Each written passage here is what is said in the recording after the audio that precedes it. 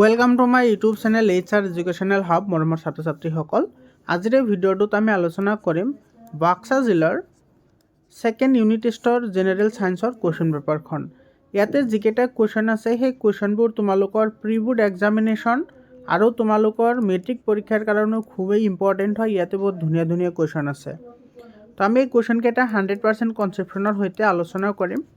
মৰমৰ ছাত্ৰ ছাত্ৰীসকল, তোমালোকক সহায় কৰাৰ কাৰণে হোৱাটছআপ গ্ৰুপ বনোৱা হৈছে। হোৱাটছআপ গ্ৰুপৰ যিটো লিংক আছে সেইটো মই কমেণ্ট ছেকশ্যনত দি দিছোঁ। কমেণ্ট ছেকশ্যনত গৈ তোমালোকে হোৱাটছআপ গ্ৰুপত জইন হ'বা। তো আৰম্ভ কৰিছোঁ আজিৰ ভিডিঅ'টো। ইয়াতে চোৱা, প্ৰথম প্ৰশ্নটোত আমাৰ কি কৈছে, আটাইতকৈ পৰিবাহী ধাতুটো হ'ল। ইয়াতে চোৱা, পৰিবাহী ধাতু তোমাৰ দুটা আছে। এটা হৈছে কি তোমাৰ চিলভাৰ আৰু কপাৰ। আটাইতকৈ পৰিবাহী ধাতু হৈছে চিলভাৰ আৰু কি কপাৰ হয়। তো ইয়াতে চোৱা, কপাৰ আমাৰ অপশ্যনটো নাই, কিন্তু ইয়াতে চিলভাৰটো আছে, গতিকে আমাৰ চিলভাৰটো হ'ব শুদ্ধ উত্তৰ। 2 নম্বৰ প্ৰশ্নটো চোৱা কি কৈছে, সক্ৰিয়তাৰ শুদ্ধ ক্ৰমটো হ'ল। ইয়াতে চোৱা, আটাইতকৈ বেছি সক্ৰিয় ধাতুটো হৈছে কি আমাৰ পটাছিয়াম, তাৰপিছত আহিব কোন ছ'ডিয়াম। তো চোৱা ক'ত আছে, ইয়াতে আগতে কেলছিয়াম আছে, এইটো নহ'ব। কপাৰ আছে, এইটোও নহ'ব। সেইটো চোৱা, আগতে ছ'ডিয়াম আছে, তাৰপিছত আছে পটাছিয়াম, গতিকে আমাৰ এইটো নহ'ব। তো আমাৰ ৰৈ গ'ল কোনটো, বি নম্বৰ। তো আমাৰ বিটোৱে কি হ'ব, শুদ্ধ উত্তৰ হ'ব। মৰমৰ ছাত্ৰ ছাত্ৰীসকল, তোমালোকক ইয়াতে সৰু এটা ইনফৰমেশ্যন দিওঁ। তোমালোকে যদি আজমল ছুপাৰ 40ৰ যদি এণ্ট্ৰেন্স এক্সামটো দিব বিচাৰিছা, তেতিয়াহ'লে মোৰ ইউটিউব চেনেলত জইন হোৱা। তোমালোকৰ ক্লাছ 9, তাৰপিছত 10 আৰু 11 এই তিনিওটা ক্লাছৰ কাৰণে তোমালোকে 100% ষ্টাডি মেটেৰিয়েলৰ লগতে ইম্পৰ্টেণ্ট ভিডিঅ'বোৰ তোমালোকে পাই যাবা, কিন্তু জইন হ'ব লাগিব। জইন হ'লে তোমালোকে ভিডিঅ'বোৰ চাব পাৰিবা। মৰমৰ ছাত্ৰ ছাত্ৰীসকল, 28 ডিচেম্বৰত এক্সামটো আছে, আৰু ইয়াতে তোমাৰ যিখিনি প্ৰি বোৰ্ড এক্সামিনেশ্যনৰ কুৱেশ্যন আছে সেইবোৰো কিন্তু সেইটোৰ কাৰণে বহুতেই ইম্পৰ্টেণ্ট হয়। 3 নম্বৰ কুৱেশ্যনটো চোৱা, মাৰ্কিউৰীৰ আকৰিকটোৰ হ'ল। ইয়াতে চোৱা, মাৰ্কিউৰীৰ সংকেত হৈছে Hg, আৰু মাৰ্কিউৰীৰ এটা আকৰিক হৈছে কি তোমাৰ চিনাবাৰ, যাক আমি কি বুলি কওঁ, মাৰ্কিউৰিক ছালফাইড। এইটো ৰাসায়নিক নাম হৈছে কি তোমাৰ মাৰ্কিউৰিক ছালফাইড, মাৰ্কিউৰিক ছালফাইড, আৰু ইয়াৰ সাধাৰণ নাম হৈছে তোমাৰ চিনাবাৰ। মাৰ্কিউৰিক ছালফাইড, এইটোক তোমাৰ সাধাৰণ কি কোৱা হয়, চিনাবাৰ বুলি কোৱা হয়। তো এইটো তোমাৰ শুদ্ধ উত্তৰ হয়, আৰু এইটোৰ সংকেত হৈছে Ag। মনত ৰাখিবা। 4 নম্বৰ কুৱেশ্যনটো চোৱা, কাৰ্বনৰ যোজক ইলেক্ট্ৰনৰ সংখ্যা। চোৱা, কাৰ্বনৰ এটমিক নাম্বাৰ হৈছে 6। ইয়াক যদি আমি কি কৰোঁ, ইলেক্ট্ৰনিক কনফিগাৰেশ্যন লিখোঁ, তেতিয়াহ'লে আমি কি পাম, 2 4। এতিয়া চোৱা, বহিৰাতম কক্ষত 4টা ইলেক্ট্ৰন আছে, সেইকাৰণে কাৰ্বনৰ যোজ্যতা তোমাৰ কিমান হয়, 4 হয়, অৰ্থাৎ যোজক ইলেক্ট্ৰন 4টা। তো ডি অপশ্যনটো কি হ'ব, কাৰেক্ট অপশ্যন হ'ব। 5 নম্বৰ কুৱেশ্যনটো চোৱা, ইয়াতে কি কৈছে, এলকেনৰ সাধাৰণ সংকেত হ'ল। এইটো চোৱা, ইয়াতে যিকেইটা অপশ্যন আছে অপশ্যনকেইটা কিন্তু খুবেই ইম্পৰ্টেণ্ট হয়। মই বাকীকেইটা কৈ আছোঁ। চোৱা, এলকেনৰ হ'লে তোমাৰ এইটো হ'ব, এ নম্বৰ অপশ্যনটো কাৰেক্ট হ'ব, CnH2n+2 হ'ব। এইটো বি অপশ্যনটো কাৰেক্ট হ'ব, CnH2n+2, এইটো বি অপশ্যনটো কাৰেক্ট হ'ব। আৰু CnH2n-2 এইটো হৈছে তোমাৰ এলকাইনৰ, মনত ৰাখিবা, এইটো এলকাইনৰ হয়। আৰু তোমাৰ CnH2n এইটো হৈছে তোমাৰ এলকিনৰ। এইখিনি মনত ৰাখিবা, বহুত ইম্পৰ্টেণ্ট হয়। তোমালোকে কিন্তু যোজক ইলেক্ট্ৰনৰ ওপৰত ভিত্তি কৰি বা তোমাৰ এই আণৱিক সংকেতৰ ওপৰত ভিত্তি কৰি তোমালোকে কেইটা বন্ধনী থাকে সেইটো উলিয়াবলৈ সহজ হ'ব। 6 নম্বৰ কুৱেশ্যনটো চোৱা, কি কৈছে, পেণ্টেনৰ গঠন সমযোগীৰ সংখ্যা হ'ল। পেণ্টেন মানে তোমাৰ চোৱা, কাৰ্বন 5টা আহিব, কাৰণ পেণ্ট আছে, পেণ্ট মানে 5 হয়, তো কাৰ্বন 5টা আহিব। আৰু যিহেতু লাষ্টত তোমাৰ এন আছে, যদি লাষ্টত এন থাকে তেতিয়াহ'লে সেইটো তোমাৰ এলকেন যৌগ হয়। আৰু এলকেন যৌগৰ সাধাৰণ সংকেত আমি এইমাত্ৰ পঢ়িলোঁ, CnH2n+2, অৰ্থাৎ কাৰ্বন যিমানটা আহিব, হাইড্ৰজেন তাৰ 2 গুণতকৈ 2টা বেছি হ'ব। তো ইয়াতে কাৰ্বন আহিছে 5টা, তেতিয়াহ'লে হাইড্ৰজেন কেইটা আহিব, হাইড্ৰজেন আহিব 12টা। তো H12, এইটো হৈছে তোমাৰ পেণ্টেনৰ আণৱিক গঠন। এতিয়া তোমাৰ ইয়াতে চোৱা, কাৰ্বন আছে কেইটা, 5টা কাৰ্বন আছে। তো আমি সেই কাৰ্বনক কেইটা ভাগত আমি লিখিব পাৰোঁ, 1 2 3 4 5। চাবা, এটা আমি কেনেকৈ লিখিব পাৰিম, চাবা, ইয়াতে তোমাৰ এইটো ইয়াতে আনি দিব পাৰিম, এইটো ইয়াতে আনি দিব পাৰিম, আৰু ইয়াতো আনি দিব পাৰিম। তো আমি টোটেল কেইটা পাম, ইয়াতে 1 2 3 তিনিটা পাম ইয়াতে তোমাৰ এইটো 3 নম্বৰ অপশ্যনটো কি হ'ব কাৰেক্ট অপশ্যন হ'ব 7 নম্বৰ কুৱেশ্যনটো চোৱা কি কৈছে ইথানলৰ পৰা ইথানয়িক এচিড উৎপন্ন কৰোঁতে জাৰক পদাৰ্থ আমি কি ইউজ কৰোঁ ক্ষাৰকীয় পটাছিয়াম পাৰ মেংগানেট নাইবা আম্লিক পটাছিয়াম ডাইক্ৰমেট আমি ব্যৱহাৰ কৰোঁ ইয়াৰে সি অপশ্যনটো কাৰেক্ট অপশ্যন হ'ব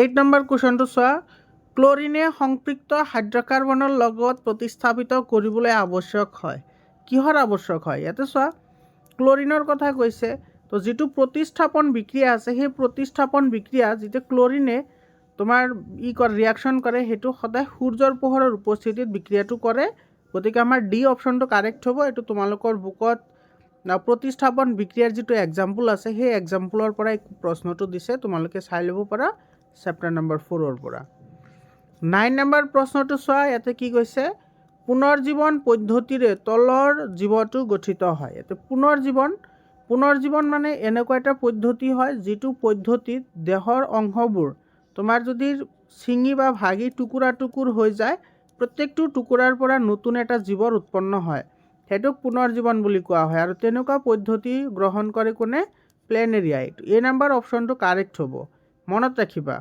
আৰু যিটো তোমাৰ এমিবা আছে এমিবাই তোমাৰ দ্বি বিভাজন পদ্ধতি তোমাৰ গ্ৰহণ কৰে এইবোৰ কথা মনত ৰাখিবা ইম্পৰ্টেণ্ট হয় তাৰপিছত তোমাৰ লেছমেনিয়াই তোমাৰ আংগিক বিস্তাৰণ লেছমেনিয়া যিটো আছে সেইটো তোমাৰ বিভাজন পদ্ধতি ইউজ কৰে বিভাজন পদ্ধতি লেছমেনিয়াই আৰু যিটো ৰাইজোপাছ আছে ৰাইজোপাছে তোমাৰ ৰেণু গঠন পদ্ধতি ইউজ কৰে ৰেণু গঠন পদ্ধতি এই গোটেইখিনি মনত ৰাখিবা ইম্পৰ্টেণ্ট হয় পৰীক্ষাত আহে 10 নম্বৰ কুৱেশ্যনটো চোৱা তলৰ কোনটো আনটোৰ অযৌন প্ৰজননৰ মুকুলোদ্গম এইটো মুকুলোদ্গম বলে তোমালোকে গমেই পোৱা এইটো ইষ্টে মুকুলোদ্গম পদ্ধতিৰ দ্বাৰা তোমাৰ কি কৰে বংশ বিস্তাৰ কৰে তাৰপিছত চোৱা 11 নম্বৰত কি কৈছে তলৰ কোনটো মানুহৰ দেহৰ স্ত্ৰী জননাংগ নহয় মানে ফিমেল হ'ব নালাগিব ডিম্বাশয় এইটো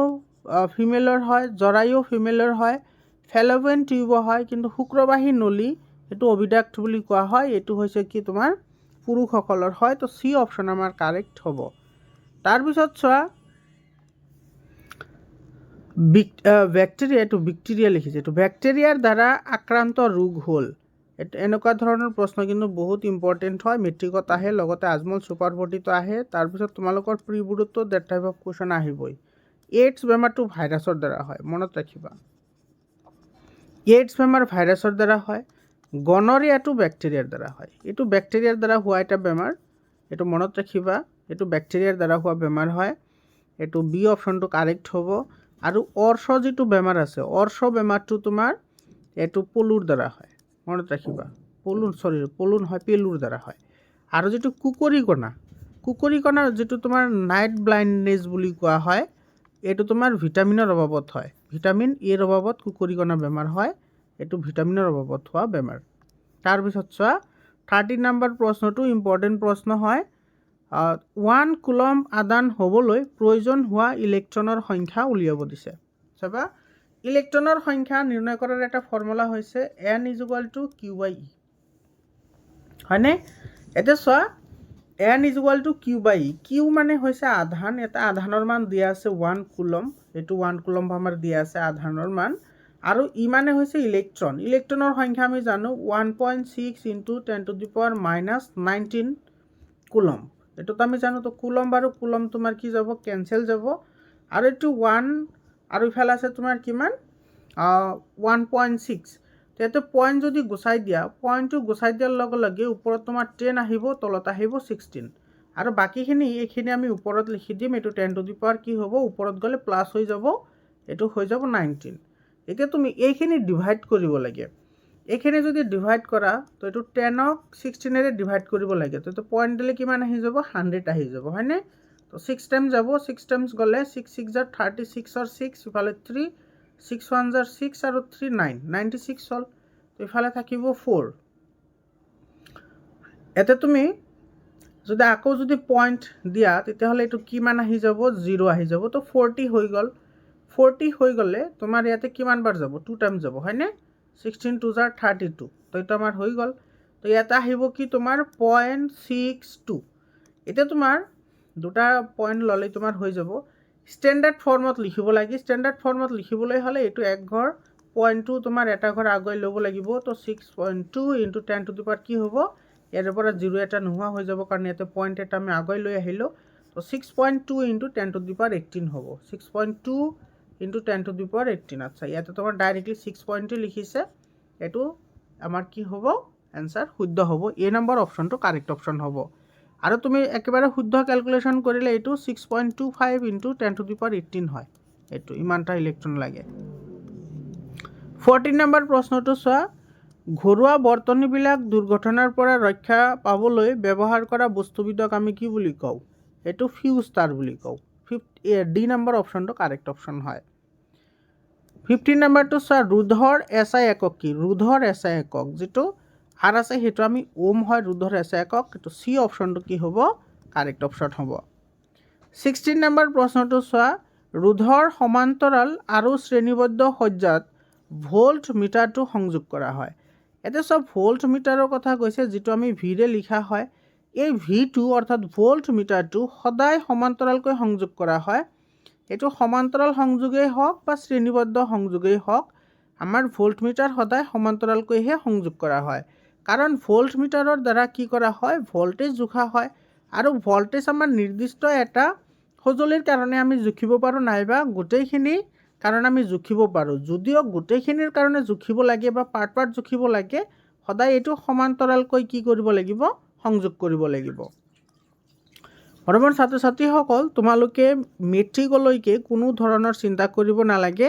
100% তোমালোকে অথেণ্টিক আৰু ইনফৰ্মেটিভ ভিডিঅ'বোৰ মোৰ চেনেলত পাই যাবা। চেনেলটো ছাবস্ক্ৰাইব কৰিবা আৰু হোৱাটছআপ গ্ৰুপত জইন হ'বলৈ নাপাহৰিবা। হোৱাটছআপ গ্ৰুপৰ যিটো লিংক আছে সেইটো মই কমেণ্ট ছেকশ্যনত দি দিছোঁ। আৰু তোমালোকৰ যদি ছায়েন্সৰ যদি তোমালোকে ই বুক ল'ব বিচৰা, ছায়েন্সৰ ই বুক আছে, একেবাৰে কম দামতে ই বুক পাই যাবা। তাতে তোমাৰ এইবোৰ প্ৰশ্ন 100% আছে, আৰু য'ৰ পৰা তোমালোকে 99% কুৱেশ্যন তোমালোকে কমন পাবা। তোমালোকে চিন্তা কৰাৰ কোনো দৰকাৰ নাই। তোমালোকে ই বুকটো ল'ব পাৰা, আৰু যদি কোৱা যে ই বুক নলওঁ, তেতিয়াহ'লে তোমালোকে মোৰ ভিডিঅ'বোৰ চাই থাকিবা ৰেগুলাৰলি, গোটেইখিনি হৈ যাব। ইয়াতে চোৱা, 1 কিলোৱাট আৱাৰ মানে কি? এইটো চাবা, একেবাৰে চিম্পল হয়। আমি সকলোৱে জানো যে 1 কিলো মানে কি হয়, 1000 হয়। 1 কিলো মানে 1000 ৱাট। আৰু ইয়াতে আছে আৱাৰ। আৱাৰ মানে কি তোমাৰ 60 × 60 ছেকেণ্ড, হয়নে? আৱাৰক যদি তুমি ছেকেণ্ডলৈ কনভাৰ্ট কৰিবলৈ যোৱা, তেতিয়াহ'লে তোমাৰ 1 ঘণ্টাক 60ৰে মাল্টিপ্লাই কৰিলে মিনিটত যাব, আৰু সেই মিনিটক 60ৰে আকৌ মাল্টিপ্লাই কৰিলে সেইটো তোমাৰ ছেকেণ্ডত গুচি যাব। তো ইয়াতে তোমাৰ কিমান হ'ল চোৱা, 6 6 জাৰ 36, তো এটা 36 আহিব। আৰু 0 আহিব কেইটা? ইয়াতে আছে তোমাৰ 3টা আৰু ইফালে আছে 2টা। এইটো এটা আৰু এইটো এটা, টোটেল 5টা আহিব। 1 2 3 4 5। আৰু ইয়াতে আহিব ৱাট ছেকেণ্ড। আৰু এই ৱাট ছেকেণ্ডকে আমি কি বুলি কওঁ, জুল বুলি কওঁ। এতিয়া চোৱা, ইয়াতে তোমাৰ এইটো যদি ষ্টেণ্ডাৰ্ড ফৰ্মত লিখা কি আহিব, 3.6 × 10⁻⁴ কি আহিব, 1 2 3 4 5 6 6 আহিব, 10⁻⁶। এইটো হৈছে আমাৰ 1 কিলোৱাট আৱাৰ = কি হয়, 3.6 × 10⁻⁶ জুল। একেবাৰে চিম্পল কেলকুলেশ্যন হয়। এইটো আমাৰ চি অপশ্যনটো কাৰেক্ট হ'ব, নাইবা তুমি ডাইৰেক্টলি মনতো ৰাখিব পাৰা। তাৰপিছত চোৱা, 18 নম্বৰ কুৱেশ্যনত কৈছে, বনজ সম্পদ সংৰক্ষণৰ অংশীদাৰ হ'ল।